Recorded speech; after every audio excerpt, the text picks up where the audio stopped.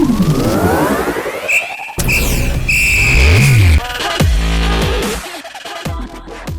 Project ஆரம்பிச்சதுக்கு 2 பேர் தான் காரணம். ஒன்று வந்து தனஞ்சயன் சார், இன்னொன்று விஜய் அண்ணி சார். முதல்ல அவங்களுக்கு நான் தேங்க்ஸ் சொல்லிக்கிறேன். சும்மா விளையாட்டா நான் தனஞ்சயன் சார்ட்ட ஒரு நாள் பேசும்போது அவர் ஆரம்பிச்சு விட்ட விஷயம் கதை சொல்லி உடனே விஜய் அண்ணி சாருக்கு ஃபார்வர்ட் பண்ணாரு. விஜய் அண்ணி சார் வந்து உங்க நண்பர் என்ன போய் பாருங்க அப்படின்னாரு. சார் அதான் சார் பிரச்சனை.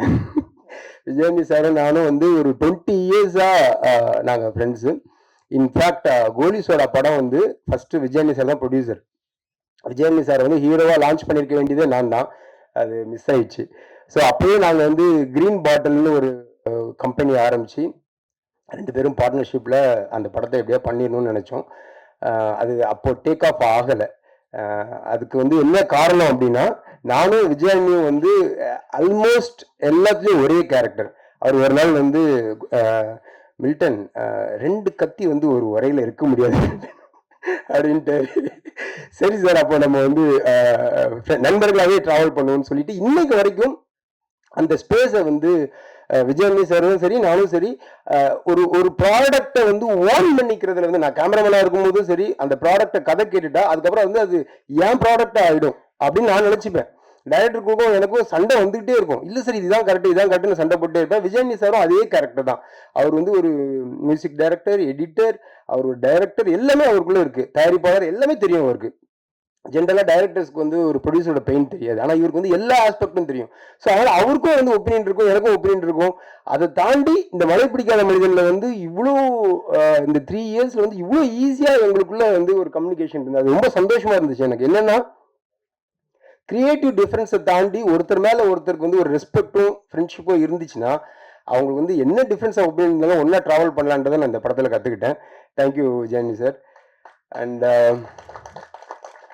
என்னோட கவிதை புத்தகம், அதாவது இவர் இந்த புக்கை எழுதி முடிச்ச உடனே டைரக்டர் ராஜமுருகன் வந்து, சார் புக்கு நல்லா வந்திருக்கு, ஒரு ஃபங்க்ஷன் வைங்களேன் சார், எல்லாரையும் கூப்பிட்டு ஒரு ஃபங்க்ஷன் வைங்களேன் சார் அப்படின்னாரு. முருகன், நம்ம சினிமா ஆடியோ ஃபங்க்ஷன்லாம் நீங்கள் போயிருக்கீங்களா?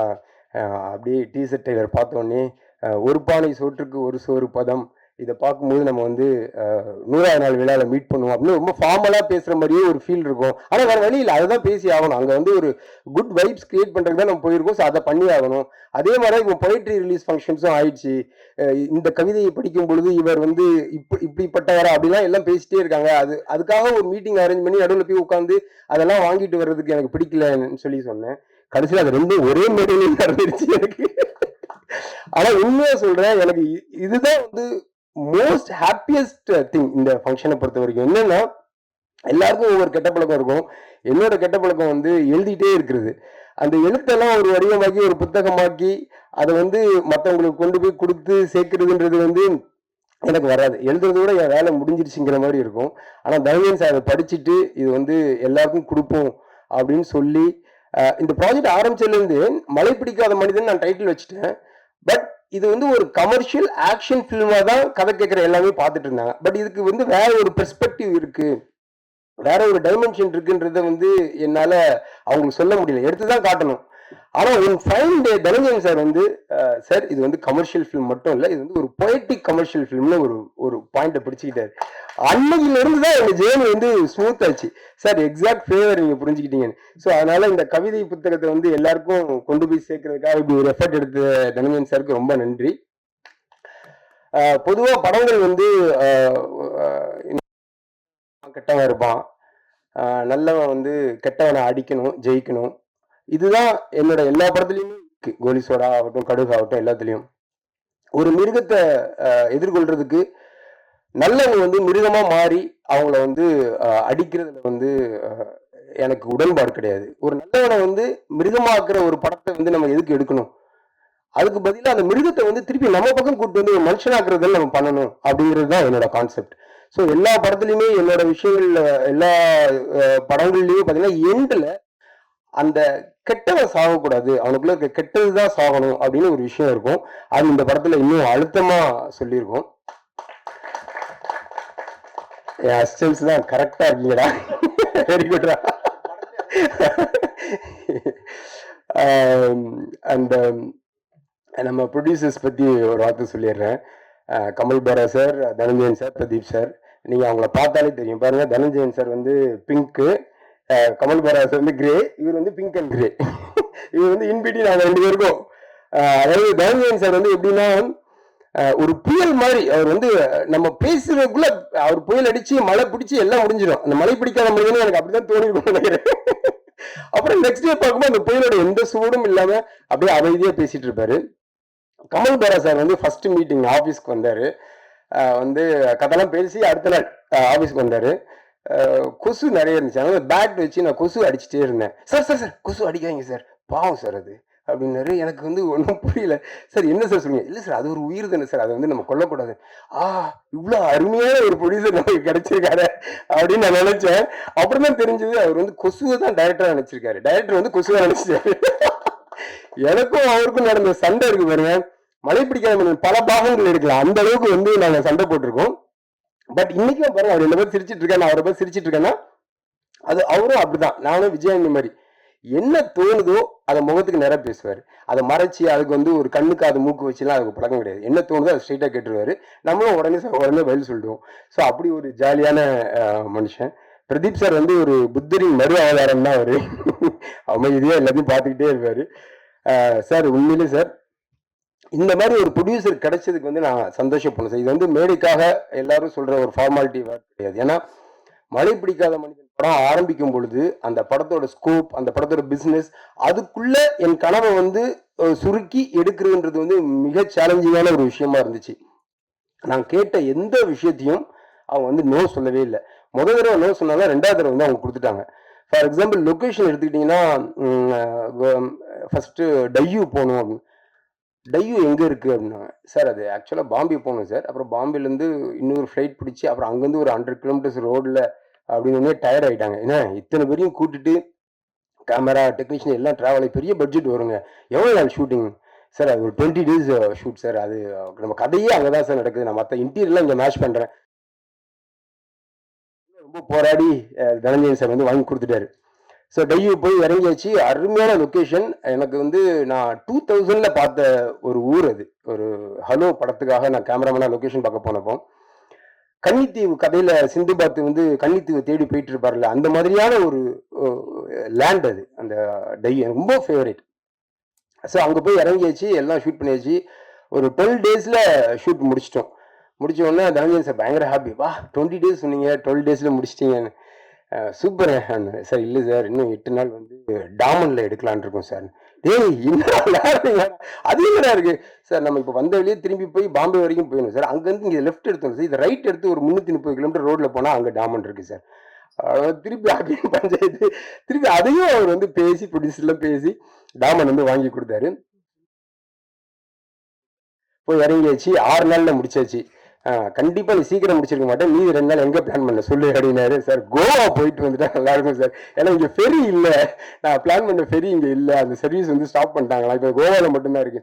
ஸோ அகைன் 1 day ஷூட்டுக்காக கோவாக்கு திருப்பி எல்லாரும் டிராவல் பண்ணி, ஸோ அப்படி நான் கேட்டது எல்லாத்தையும் அந்த ரிசல்ட்டுக்காக மெனக்கெட்டு வந்து பண்ணி கொடுத்த ப்ரொடியூசர்ஸ்க்கு நான் ரொம்ப நன்றி சொல்லிக்கிறேன். அடுத்தது சத்யராஜ் சார்.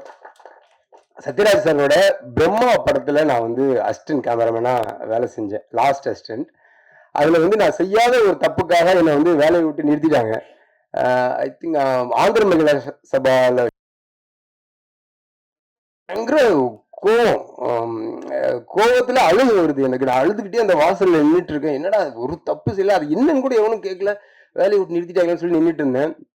சண்முகம்னு ஒரு டைரக்டர், இன்ஸ்டியூட் ஸ்டூடெண்ட்ஸ், அவர் பைக்ல என்ன நான் அழுதுட்டு இருக்கிறத பார்த்துட்டு எனக்கு ஸ்டாப் பண்ணிட்டு ரியரிங் மிரர்ல என்ன பார்த்துட்டே இருக்காரு. நல்லா தெரியும் நான் அழுறத அவர் பார்த்துட்டே இருக்காரு. இறக்கி விட்டுட்டு அவர் சொன்னாரு, ஒன் டே நீ சத்யராஜ் சார்ட்ட ஒர்க் பண்ணோட, எதையும் மனசுல வச்சுக்காத அப்படின்ட்டு போயிட்டாரு. 30 வருஷம் ஆயிருக்கு சத்யராஜ் சார் ரீச் பண்ண. 91 இல்லை சார், 91 பிரம்மா 34 வருஷம் ஆயிடுச்சு சத்யராஜ் சார் மீட் பண்றதுக்கு. சத்யராஜ் சார் வந்து நான் 1 day டேட் தான் அவர்கிட்ட கேட்டோம். அவரோட லுக் அந்த கெட்டப்லாம் அவர் போட்டு அந்த ஃபோட்டோஷூட் பண்ணி பார்த்தோன்னே எனக்கு ஒன்றுமே புரியல. என்னடா இப்படி ஒரு மனுஷன் இப்படி ஒரு அழகா இருக்காரு, இவர் வந்து எப்படி கம்மியாக யூஸ் பண்ணுறதுன்னு சொல்லிட்டு அந்த ஒன் டேல வந்து வேற என்னென்ன பண்ணலான்னு சொல்லி பயங்கரமாக பிளான் பண்ணி டீமை வந்து பயங்கரமாக ரெடி பண்ணி இத்தனை மணிலேருந்து இத்தனை வரைக்கும் அதை எடுக்கிறோம். லொக்கேஷன் வந்து 2 o'clock தான் உள்ளே விடுவாங்களாம். ஸோ காலைல இங்கே எடுக்கிறோம். அதுன்னு பயங்கரமாக பிளான் பண்ணி வச்சுட்டு சத்யராஜ் சார் வந்து சீனியர் ஆக்டர். ஸோ அவர் வந்து நான் ஸ்டாப்பாக நம்ம எப்படி வேலை வாங்க போகிறோம்னு நான் யோசித்து போய் இறங்கியாச்சு. இறங்கி பண்ணிக்கிட்டே இருக்கும். அப்படி ஒரு கோஆப்ரேஷன், ஒரு கொஸ்டின் ஒரு முகச்சுளிப்போ என்னங்க அப்படின்னு ஒரு விஷயம் கூட இல்லாமல் எடுத்துக்கிட்டே இருக்காரு. நான் எடுத்து அடுத்த ஷாட் செட் பண்ணுறதுக்காக தனஞ்சயன் சார் வந்து கூப்பிட்டு போயிட்டு ஃபோட்டோ ஷூட் பண்ணிடலாம் வாங்க அப்படின்னு ஃபோட்டோ எடுத்துட்டு இருப்பாரு. சத்யராஜ் சார் சாப்பிட்டாரா இன்பிட்வீனில் என்ன எனக்கு ஒன்றும் புரியல. நைட்டு 8 o'clock என்ன அனுப்புங்க. மறுநாள் ஏதோ ஃப்ளைட் அவருக்கு 7:50 சம்திங். சார் இதான் சார் லாஸ்ட் ஷாட்னு சொல்லி முடிச்சு அந்த ஷாட்டை செட் பண்ணிட்டு இதெல்லாம் ட்ராக் போடுதுன்னு சொல்லிட்டு உட்காந்து நான் சும்மா செக் பண்றதுக்கா அப்படி ஒவ்வொன்றா பார்க்குறேன். முக்கியமான ஒரு ஷாட்டை மறந்துட்டோம் விட்டோம்.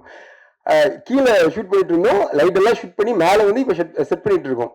ஆஹா இது லாஸ்ட் ஷாட்னு சார்ட்ட சொல்லிட்டு இப்போ திருப்பி லைட் எல்லாம் ஷூட் பண்ணி கீழே லைட் பண்ணி எடுக்கணும். இன்னொரு ½ hour ஆகுமேன்னு சொல்லிட்டு அந்த லாஸ்ட் ஷாட்டை எடுத்துட்டு சார் ஒரு ஷாட் மிஸ் பண்ண அது ஒன்றும் இல்லை வாங்க அவர் இறங்கி போயிட்டார் கீழே. எனக்கு அந்த அதாவது ஒருத்தன் வந்து ஒரு இண்டஸ்ட்ரியில இவ்வளவு நாள் டிராவல் ஆகிறான்னா அதெல்லாம் வந்து சும்மாவே இல்லைங்க. அது வந்து சாருக்கு கடவுள் நம்பிக்கை இல்லை, ஆனா அது மிகப்பெரிய ஒரு பிளெஸிங் அவர் இருக்கு. இல்லைன்னா இந்த மாதிரியான ஒரு ஆசீர்வாதம் வந்து யாருக்கும் கிடைக்காது. சார் ரொம்ப தேங்க்ஸ் சார் அதுக்கு. அடுத்து அச்சு வந்து ஆக்சுவலி இந்த படத்துக்கு வந்து நான் விஜயானி சார் தான் மியூசிக் டைரக்டரா போட்டிருந்தேன். அந்த ஒரு வாரம் 2 கத்தியா என்னன்னு தெரியல.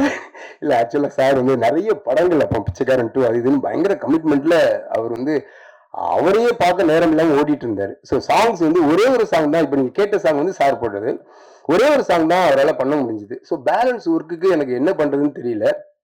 அப்போ ஒவ்வொரு சாங்கா வகு மசான், சௌரப், அப்புறம் ஹரி டஃபூசியா அந்த மாதிரி ஒவ்வொருத்தட்டியா வாங்கிட்டே இருந்தோம். ஆனால் ஒர்க்கிங் அவுட் சாங்ஸ்க்கு ஓகே, ஆனால் பேக்ரவுண்ட் ஸ்கோர் வந்து அப்படி பண்ண முடியாது. ஸோ அப்போ நான் என்ன பண்ணுறதுன்னு தெரியாமல் நான் வந்து தயக்கத்தோட அச்சுக்கு ஃபோன் பண்ணேன். அச்சு இந்த மாதிரி ஒரு விஷயம், நான் ப்ராஜெக்ட் ஆரம்பிச்சிட்டேன். சாங்ஸ் வந்து ஃபியூ சாங்ஸ் மற்றவங்க பண்ணிட்டாங்க, எனக்கு வந்து நீங்கள் பண்ணி தானே சார். ஒரு வார்த்தை கூட கேட்கல சார். நம்ம கம்பெனி நம்ம படம் சார், என்ன சார் நீங்கள் அவர் பாட்டு கிளம்பி வந்துட்டாரு. அவருக்கு கொடுத்த சம்பளம் வந்து ஒரு 1 கிலோனா ஒரு 100 கிலோக்கு வேலை பார்த்துட்டாருப்பா. அவரை வந்து மாற்றி மாற்றி மாற்றி கடைசி வரைக்கும் ஸ்ட்ரெயின் பண்ணி அவர் எந்த முகசுளிப்பும் இல்லாமல் காலையில் இதான் சார் ஃபைனல்னு அனுப்புவார். நான் மத்தியானம் 2 மணிக்கு வாய்ஸ் நோட் அனுப்புவேன். அச்சு இத்தனை கரெக்ஷன்ஸ் இருக்குன்னு. ஈவினிங் 4 மணிக்கு சார் 5 மணிக்கு நான் அனுப்புகிறேன் சார் அப்படிம்பாரு. அதை என்னைக்கு 5 மணின்னு சொல்ல மாட்டாரு. ஸோ அப்படி முகம் சுளிக்காம அவர் வேலை செஞ்சார். தேங்க்யூ அச்சு. அண்ட் மேகா வந்து எப்படி இப்படி ஒரு ஃபைன் ஆக்ட்ரஸ் வந்து இன்னும் அவங்களுக்கான ஹைட்டை ரீச் பண்ணல அப்படின்னு எனக்கு ஆச்சரியமா இருக்கு. ஏன்னா அப்படி ஒரு நுணுக்கமா பண்ணியிருக்காங்க அந்த படத்துல. அண்ட் மாமா மறந்துட்டேங்க. அதாவது ஓப்பனிங்ல நானும் கமல் பாரா சாரும் சண்டை போடும்போது நடுவில் அம்பேர் யாருன்னா ரமணா தான். இந்த பக்கம் அடி வாங்குவோம், அப்புறம் அங்க போய் அடி வாங்குவோம், நடுவில் வந்து சமாதானம் பண்ணுவோம். என்னோட லாங் டைம் ஃப்ரெண்ட், நான் வந்து அசிஸ்டண்டா இருக்கும்போது ரமணா வந்து அசிஸ்டன்ட் டைரக்டரா இருந்தான். அதுக்கப்புறம் அவனும் நானும் வி கோயிங் டுகெதர்னு சொல்லுவாங்க. அந்த மாதிரி நாங்கள் 2 பேரும் ஒன்னாவே இன்னைக்கு வரைக்கும் டிராவல் பண்ணியிருக்கோம். ஃபர்ஸ்ட் டே நாங்கள் அசிஸ்டண்டா இருக்கும்போது எப்படி மாமா மச்சான் பேசிட்டோமோ இன்னைக்கு வரைக்கும் அதே நெருக்கத்தோட அதே ஒரு உரிமையோட பழகிட்டு இருக்கோம். ரொம்ப நன்றி. பிரணதி 420, அவ சரியான 420, SSLCல 420 மார்க் வாங்கியிருக்கா. அதான் ஓகே. மற்றபடி நம்ம டீம் அண்ட் என்னோட டீம் ஒரே செகண்ட் ப்ளீஸ், எல்லாம் மேலே வாங்க வாங்க ப்ளீஸ். நம்ம டீம் இந்த அதாவது ஒரு படம் வந்து எப்பவுமே ஒரு ஆரம்பிச்சு ஒரு அரசியல் ஒவ்வொரு அரசியலும் ஒவ்வொரு பேர் எழுதிருக்குன்னு சொல்லுவாங்க. அந்த மாதிரி ஒவ்வொரு படம் கதை எழுதும் போதும் அது ரிலீஸ் டேட் எழுதப்பட்டிருக்கும். அந்த மாதிரி இந்த மலைப்பிடிக்காம ரிலீஸ் டேட் வந்து கொஞ்சம் தள்ளி போகும்போது என்னோட இன்டென்சிட்டி கொஞ்சம் கூட குறையாம என்னோட டீம் இருந்துச்சு. அதுக்காக நான் வந்து ரொம்ப தேங்க்ஸ் சொல்லிக்கிறேன் என்னோட டீமுக்கு. அவங்க இல்லைன்னா இது வந்து பாசிபிளே இல்லை. டீம் சார்பா யாராவது ஒருத்தர் தயவுசி வாங்க ஃபியூ வேர்ட்ஸ் மலைப்பிடிக்காத மனிதன் பத்தி பேசுங்க. ஓகே வாங்க, என்னை பத்தி வாங்க. ஃபர்ஸ்ட் டைம் அனைவருக்கும் வணக்கம். எப்படியும் இதுல இருக்க எல்லாருமே வந்து கதை பண்ணிட்டாங்க. இந்த வருஷத்துல வந்து எல்லாருமே டைரக்டர் ஆகிட்டாங்க. அடுத்த வருஷம் உங்க முன்னாடி வந்து டைரக்டரா நிற்பாங்க. அவங்களோட முதல் மேடை இதுவா இருக்கிறதுல ஒரு சந்தோஷம் எனக்கு. ரொம்ப தேங்க்ஸ் சார். எல்லாருக்கும் வணக்கம். ஒரு ஒரு நல்ல படைப்பை உங்ககிட்ட கொடுத்துருக்கிற ஒரு திருப்தி இருக்கு இன்னைக்கு. ஸோ அதோட அன்பும் நாங்கள் அதில் ஒரு அன்பை கொடுத்துருக்கோம். அந்த அன்பை நீங்களும் எங்களுக்கு பதிலுக்கு கொடுத்தீங்கன்னா, உங்களோட அந்த கண்டென்ட்ஸில் கொடுத்தீங்கன்னா ரொம்ப நல்லா இருக்கும். ரொம்ப தேங்க்யூ எல்லாரும் வந்து இந்த விழாவை சிறப்பித்ததுக்கு. Thank you sir. Team members Sridhar அண்ணன், அவர் தான் எங்களை எல்லாருமே அசோசியேட் பண்ணிடுவார். காலையில் வந்தோடனே அவர் இல்லைன்னா ஸ்பாட்ல வந்து யாராலுமே இருக்க முடியாது. கரெக்டான அசோசியேஷன்ல அவர் தான் இருப்பாரு. நெக்ஸ்ட் டைரக்டர் சால் சார், கோ டைரக்டர் சார். ஷாஜ் எங்க இருக்கீங்க? வாங்க. கேப்டன் ஆஃப் தி டீம் நீங்க வாங்க. ஸோ கோ டைரக்டர் சார், முதல் நாள் நைட்டு கிட்டத்தட்ட எங்களுக்கெல்லாம் தெரிஞ்சு எங்களுக்கு எல்லாத்துக்கும் அப்புறமா அவர் தான் தூங்குவார். ஏன்னா 12-1 மணிக்கு ஒரு மெசேஜ் அனுப்புவார். இது ரெடி ஆயிடுச்சா, நாளைக்கு இது ஸ்பாட்டு கரெக்டாக வந்துருமா இல்லை டைம் எடுக்குமா அப்படிங்கிற ஃபர்ஸ்ட் அவர் அப்டேட் பண்ணார்னா அடுத்த ஸ்ரீதர் அண்ணன். ஸோ சாய் சார் எங்களை கரெக்டாக கோஆர்டினேட் பண்ணிட்டு போனது கோ டைரக்டர் சாய் சார் தான். நெக்ஸ்ட் ஸ்ரீதர் அண்ணன், அதுக்கப்புறம் அசிஸ்டன்ட் டைரக்டர்ஸ்ல சரவணன். ஒரு பெரிய விஷயம் என்னன்னா காஸ்டியூம் டிபார்ட்மெண்ட். ஸோ வந்து ஒரு கேரக்டர் 2-3 பேர்னா பரவாயில்ல, ஒரே ஸ்டேஜ்ல நாங்கள் நிறைய பேரை கொண்டு வரப்போ எல்லாருக்கும் காஸ்டியூம்ஸ், அதுல சின்ன ஒர்க், ஒரு காஸ்டியூம்ஸ்லயுமே ஒரு ஒர்க் ஏதாவது ஒன்று பண்ணணும் அப்படின்னு அதுக்காக ரொம்ப மெனக்கெட்டு ஒர்க் பண்ணது அசிஸ்டன்ட் டைரக்டர் சரவணன். அதுவும் இல்லாம அவரோட இதுக்கு பெரிய விஷயம் தான் அவர் தனஞ்சயன் சாரோட ஸ்டூடெண்ட். பாக்டாலேன்னு அந்த ஸ்டூடெண்ட் தான் அவரு. அதனாலதான் அந்த எஃபர்ட் அவர்கிட்ட அவ்வளோ இதா இருக்கும். சார்கிட்ட எவ்வளவு எஃபர்ட் இருக்கோ அந்த எஃபர்ட் வந்து சரவணன்ட்ட ஸ்பாட்ல அப்படி டக்குன்னு வேலை பார்த்துட்டு இருப்பார். ஏன்னா அவரு தான் காஸ்டியூமும் பார்க்கணும், அவங்களுக்கு என்ன வியரிங்ஸ் அசசரிஸ் எல்லாத்தையுமே அக்யூரேட்டா இருக்கும். அந்த காலையில ஸ்பாட்ல வந்தோம்னா 7 மணிக்கு ஷார்ட் வைக்கணும்னா கரெக்டா அவர் ரெடியா இருப்பாரு. நெக்ஸ்ட் வந்து ஜேம்ஸ் வந்து எங்களுக்கு எப்படின்னா ஸ்பாட்ல வந்து அவர் வந்து டக்குன்னு ஏதாவது ஒரு விஷயம் யோசிச்சுட்டு இருப்பாரு. யோசிச்சு டயலாக்காவும் சரி இல்ல பின்னாடி பேக்ரவுண்ட்ல இன்புட்டாவும் சரி எல்லா விஷயத்தையும் எடுத்துக்கிட்டு பண்ற ஒரு அசிஸ்டன்ட் டைரக்டர் வந்து ஜேம்ஸ். அதுக்கு ஹெல்ப்ஃபுல்லா இருந்தது பாலாவும் அப்படிதான். ஜேம்ஸும் பாலாவும் ஒரு டீம். அவங்க வந்து அந்த ஒர்க் பண்ணிட்டு இது பண்ணணுமா அப்படின்னு நாங்க ஒரு ஆர்டர் கொடுத்துட்டோம்னா அதை அவங்க கரெக்டா ஃபாலோ பண்ணிட்டு வந்துருவாங்க. நெக்ஸ்ட் வந்து ராஜேஷ் என்னன்னா இந்த படத்துல ஒரு பெரிய விஷயம் என்னன்னா டாக். படம் ஃபுல்லா ஒரு டாக் வந்து சாரோட டிராவல் ஆயிட்டு இருக்கும். அந்த டாக் ஃபாலோ பண்றது ரொம்ப விஷயம். ஏன்னா நம்ம வந்து கேமரா வச்சுட்டோம் எல்லாமே ஓகே, அதுக்கான ஒர்க் ஒன்று இருக்கு, அதுக்கு ஷார்ட் வைக்கணும், அதுக்கான இதெல்லாம் பண்றப்போ அதுக்கு முழுக்க மெனக்கெட்டது ராஜேஷ் அண்ணன் மட்டும்தான். ஏன்னா அவர் தான் வந்து அதுக்கு எப்படி வேலை ஆகணும், அதுக்கான ஒர்க் என்ன பண்ணும் அப்படின்ட்டு கரெக்டா எங்களுக்கு ஸ்பாட்ல அந்த டைமை கன்சியூம் பண்ணி கொடுத்தாரு. Next camera department KK sir வந்து சார் அடிக்கடி சொல்லுவாரு, கேகே ஒரு மேஜிக் பண்ணிடுறாரு லைட்டிங்ல, எனக்கு அந்த ப்ரெஷரே இல்லை. ஏன்னா சார் வந்து ஷார்ட் கம்போஸ் பண்றதுக்குள்ளார கேகே சார் அங்க ஒரு லைட்டிங்ல ஒரு மேஜிக் ஒன்று பண்ணிருப்பாரு. அது வந்து உண்மையிலேயே அவர் இருந்த பெரிய பலம் லைட்டிங்ல. இந்த படத்துல நிறைய இடத்துல நீங்க அதை பாராட்டி எழுதுறதுக்கு வாய்ப்புகள் இருக்கு. அடுத்து வந்து சுந்தர் வந்து எப்படின்னா அவர் ஒரு தனி டிபார்ட்மெண்ட் எடுத்துக்கிட்டாரு. போட்டோ பிளேட்ல இருக்குல்ல லைட்டிங்ஸ். ஸோ அன்னைக்கு காலையில ஸ்பாட்ல வந்துட்டாருன்னா இது யாருக்கு வரணும், யாருக்கு இந்த வேலை எடுக்கணும் அப்படின்றத பார்க்க மாட்டாரு. டக்குன்னு போயிட்டு அவன் வேலையை முடிச்சுட்டு அடுத்த வேலைக்கு வந்துருவான். நான் இதெல்லாம் முடிச்சுட்டேன், நான் இந்த வேலையில ஏதாவது ஹெல்ப் பண்ணுமா அப்படின்னு வந்துருவான். ஸோ அந்த மாதிரி ஒரு நல்ல ஸ்பான்டேனியஸ் ஒர்க்கர். நெக்ஸ்ட் கடைசியா ராஜ்குமார் வந்து என்னன்னா டைரக்ஷன் டீம்லயும் அவ்வளோ ஒர்க் பண்ணுவார். அவர் கேமராமேன் மட்டும் இல்லை, டைரக்ஷன் டீம்லயும் நான் கேமராவில் இது முடிச்சிட்டேன், நெக்ஸ்ட் உங்களுக்கு என்ன ஹெல்ப் பண்ணும், உங்களுக்கு ஏதாவது பின்னாடி வரணுமா இல்லை அவங்களை யாராவது ரெடி பண்ணுமா, அந்த இதில் எதுக்காக ஒர்க் பண்ணுமா அப்படின்னு ஒர்க் பண்ணுவார். ஸோ இது எங்க எல்லாரோட ஒரு பெரிய கூட்டு முயற்சி. உங்களோட ஆதரவையும் அன்பையும் அளிக்குமாறு அன்போடு கேட்டுக்கொள்கிறேன். நன்றி. அப்புறம் படத்துல வந்து டாலி தனஞ்சயா அண்ட் பிருத்வி அம்பார் 2 பேரும் வந்து கன்னடத்துல வந்து இண்டிவிஜுவலா ஹீரோஸாவே பண்ணிட்டு இருக்காங்க. நான் பண்ண கன்னட படத்துல 2 பேருமே நடிச்சாங்க. ஸோ அவங்களோட ஒரு நல்ல நட்பு இருந்துச்சு. நல்ல நடிகர்கள் அவங்க. இந்த படம் வந்து ஒரு கண்காணாத தேசத்துல இன்னொரு நாட்டுல நடக்குது. ஸோ கொஞ்சம் அந்த காஸ்டிங் வந்து கொஞ்சம் ஃப்ரெஷ்ஷா இருந்தால் நல்லா இருக்கும்னு சொல்லி அவங்க 2 பேரையும் கேட்டேன். 2 பேருமே இந்த படம் பண்ணி கொடுத்துருக்காங்க. ரொம்ப நல்லா பண்ணியிருக்காங்க. அண்ட் எல்லாத்தையும் தாண்டி முக்கியமான ஒரு விஷயம் வந்து சரத் சார். சூரியவம்சம் படத்துல நான் வந்து ஒரு 40 நாள் அவர்கிட்ட கிளாஷ் ஒர்க் பண்ணியிருந்தேன் கேமராமேன். அப்போ வந்து நல்ல ஃப்ரெண்டு எனக்கு அவர்.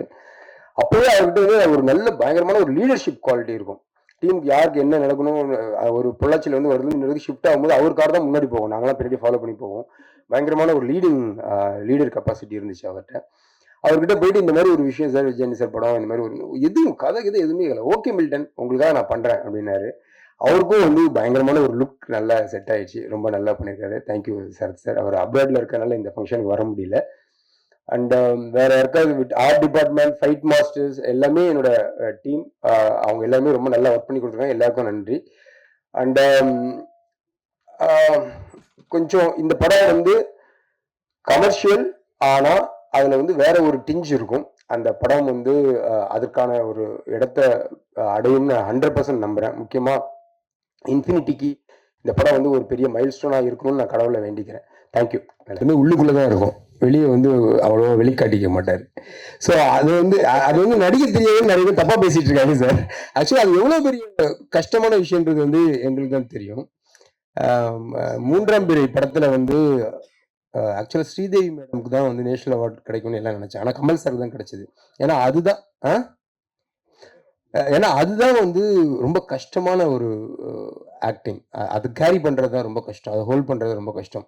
இந்த படத்துல வந்து விஜய் சார் வந்து அவ்வளோ அழகா பண்ணியிருக்காரு சின்ன சின்ன விஷயங்கள். ஏன்னா இது வந்து ஸ்கோப்பே இல்லாத படம். ஒரு ஹேண்டிகேப்டாவோ கண்ணு தெரியாத ஆளாவோ வந்து நடிக்கிறது ஈஸி. அது வந்து ஈஸியா 50% அந்த பாடி லாங்குவேஜ் இது கிரியேட் பண்ணிடும். இதெல்லாம் இல்லாம நம்மளுக்குள்ள இருக்க ஒரு சாதாரண மனுஷன் அவனுக்குள்ள ஒரு 1000 ஃபேஸ்ல கொண்டு வரதுதான் ரொம்ப கஷ்டம். இன்ஃபேக்ட் ரோமியோல வந்து விஜயன் வந்து மிக அழகா நடிச்சிருந்தாரு. அது ப்ளூ சட்டை போட்டா மட்டும் கண்ணு தெரிய மாட்டாங்கதான் என்னன்னு தெரியல எனக்கு. மற்றபடி சாரும் ப்ளூ சட்டை தான் போட்டிருக்காரு.